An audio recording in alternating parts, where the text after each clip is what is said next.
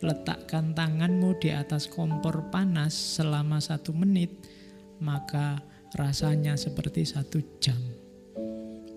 Lalu duduklah dengan gadis cantik selama 1 jam, maka rasanya seperti 1 menit. Itulah relativitas.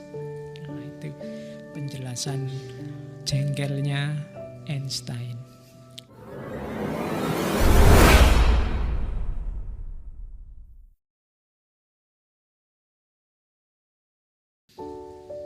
Kalau ini dari Heidegger, ada waktu eksistensial. Heidegger membahas waktu pakai 2 istilah kalau dalam bahasa Jerman, Innersichtkeit dan Zeitlichkeit. Jadi waktu normal dengan waktu sementara. Buku masternya Heidegger kan judulnya Being and Time. Jadi waktu yang normal, waktu yang kalau diterjemahkan terlek keberadaan dalam waktu, ya segala hal, kalau bahasanya tadi semua makhluk itu ada dalam waktu. Sebenarnya ya lengkapnya dalam ruang dan waktu. Kayak teorinya Stephen Hawking itu. Jadi selalu ada jalinan ruang dan waktu yang tidak terpisah. Segala hal. Cuma khusus untuk manusia, cara memahami waktunya beda. Karena bagi Dasein, waktu itu bukan sesuatu yang niscaya atau untuk dinikmati saja, tapi manusia itu sendiri harus mewaktu. Mewaktu itu mengada dalam waktu, eksis sesuai waktu. Jadi eksislah, jadi dirimu, tampillah dalam waktu. Berarti apa? Ya being and time tadi, mengadalah dalam ruang dan waktu. Namanya Dasein. Lawannya Dasein itu Dasman. Dasein itu manusia otentik. Manusia itu otentik. Kenapa? Karena dia jadi dirinya sendiri. Dia punya orientasi hidup sendiri. Dia punya penghayatan hidup sendiri. Punya makna hidup sendiri. Tidak sekedar ikut-ikutan orang lain. Punya referensi boleh, tapi semua keputusan putuskanlah sendiri. Suka organisasi, mengafiliasikan diri dengan organisasi, silahkan, tapi putuskan itu oleh dirimu sendiri, bukan karena ikut orang lain atau apalagi dipaksa orang lain. Itu namanya eksis.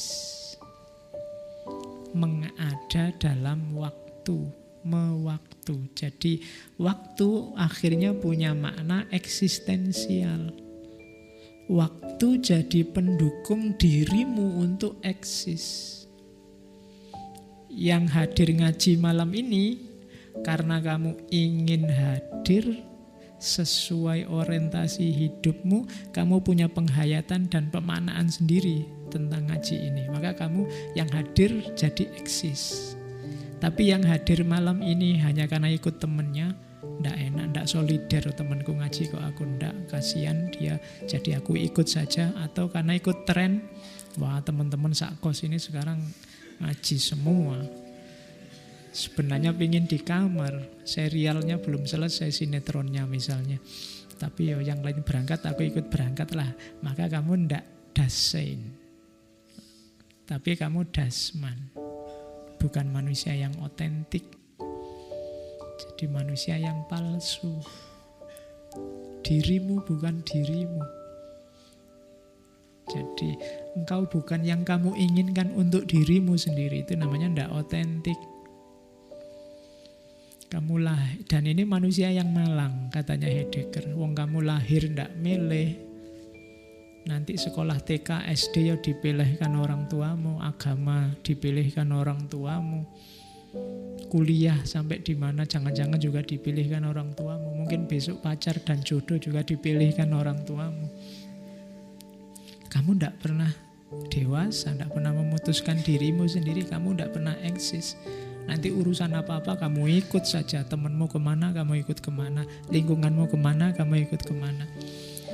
Maka kamu tenggelam dalam waktu. Kamu tidak eksis jadi dirimu. Nah, ini pemaknaan waktu yang eksistensial. Jadi waktu sebagai kendaraan untuk mengada, untuk membuat dirimu ada.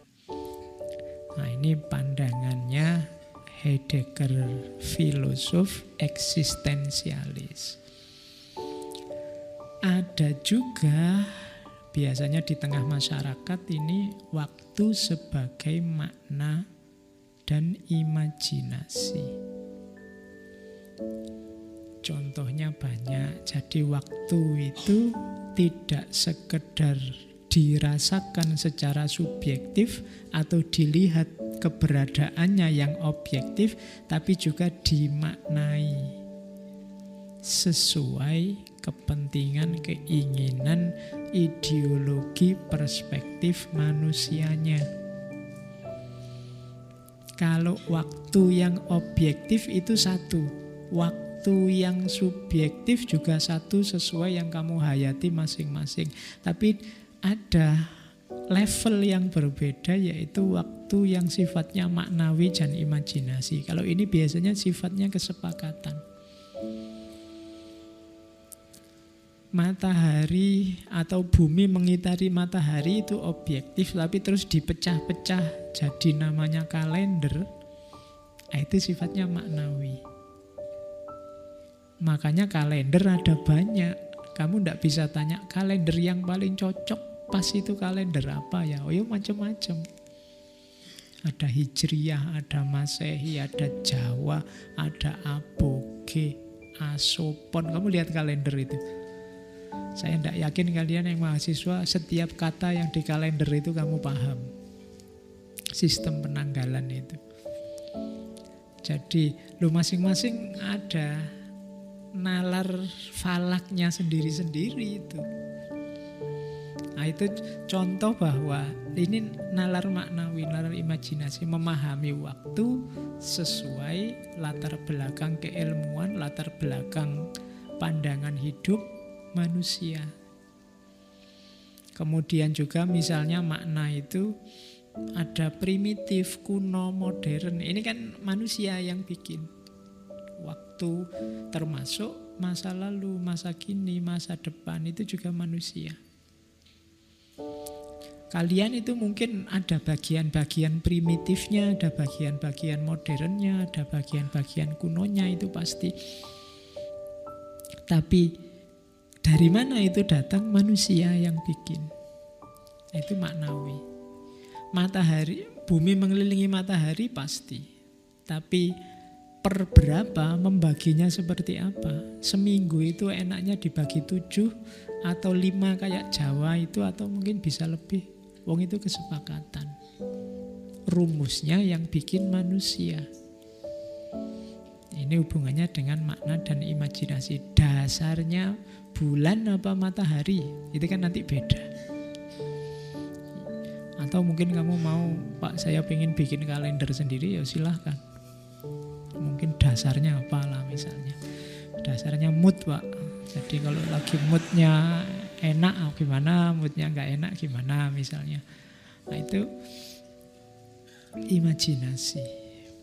Jadi manusia dengan imajinasinya menangkap waktu tidak dalam detik, menit, jam, hari, tapi bentuknya nanti kalender Masehi, Jawa, Cina, Hijriyah. Termasuk nanti melahirkan mitos-mitos. Ada mitos hari aktif, hari libur, itu kan mitos. I hate Monday misalnya.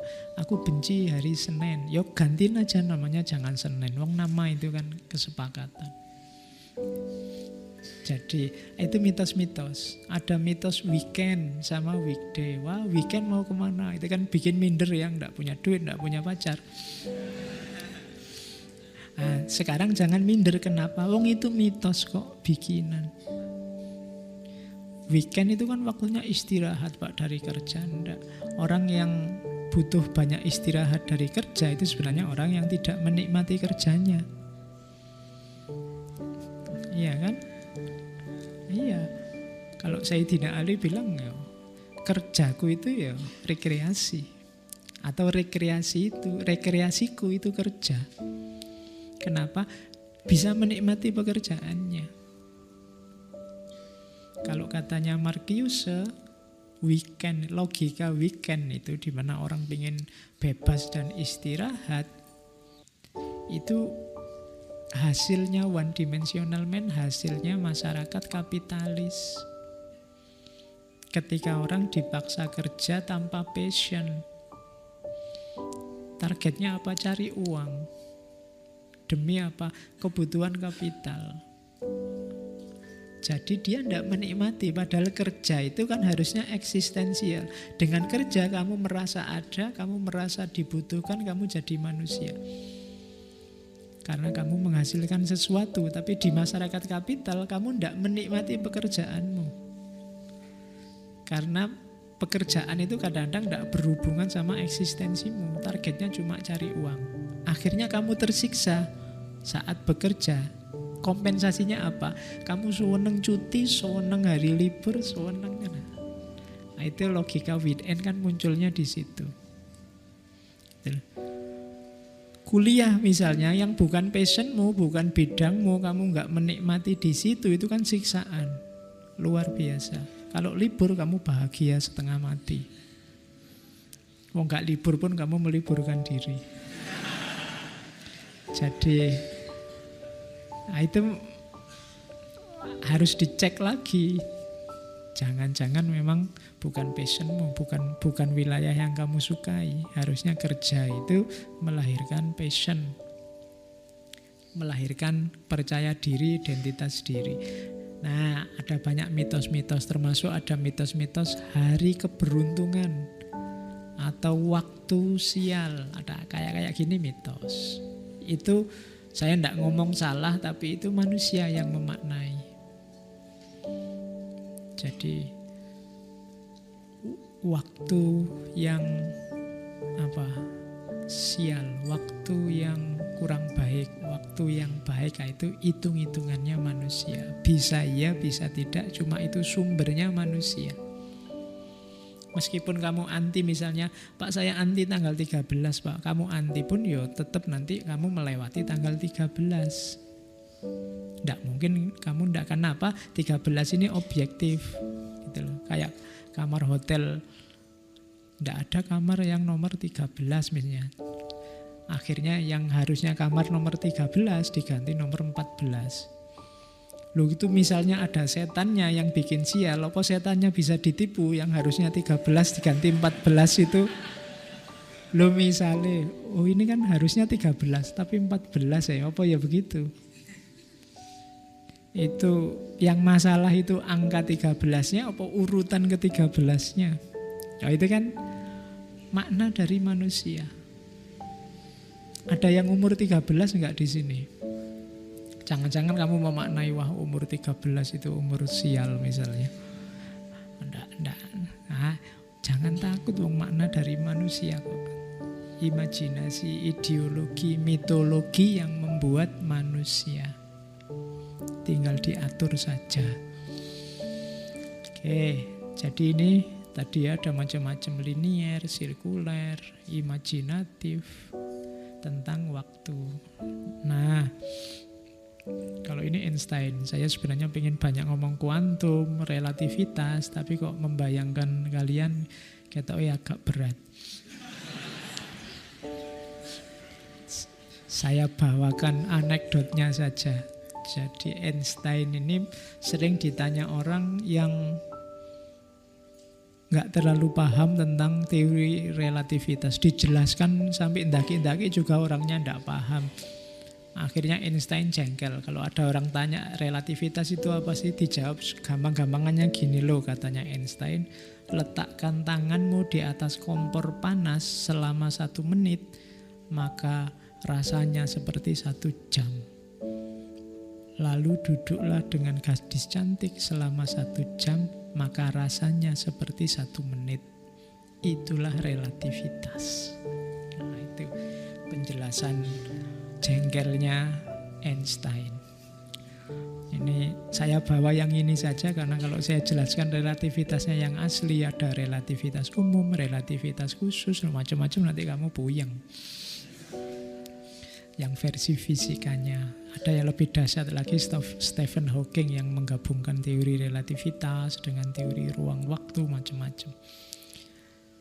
Oke, kita ambil sininya saja. Kalau Hawking saya ambil yang ininya. Hawking itu yang punya teori segitiga kerucut tentang masa lalu dan masa depan. Termasuk nanti sampai pada kesimpulan berarti bintang itu yang kita lihat hari ini nyampe ke mata kita itu berarti bintang yang jutaan tahun yang lalu. Sampai ke mata kita itu sebenarnya bintangnya sudah tidak ada. Jadi yang sampai di kita itu sebenarnya masa lalu. Jadi sesuatu yang berasal dari masa lalu tampilnya sekarang. Itu teorinya jelimet. Kita tafsirkan aja versi ngaji filsafat, itu mungkin peringatan dari Allah bahwa ayatnya Hawking tadi mengingatkan kita bahwa apa yang kita jalani hari ini itu pantulan dari apa yang kita perbuat di masa lalu. Jadi apa yang kita kerjakan hari ini akan tampak di masa depan. Itu kayak bintang-bintang. Jauh sudah tidak ada, tapi masih kelihatan. Maka jangan meremehkan yang kamu lakukan sekarang. Efeknya tidak cuma sekarang, tapi jauh sampai ke depan. Nah, itu memaknai secara spiritual bahwa bintang-bintang itu sampai ke mata kita itu dalam posisi dia sudah tidak ada. Itu cahayanya jutaan tahun yang lalu.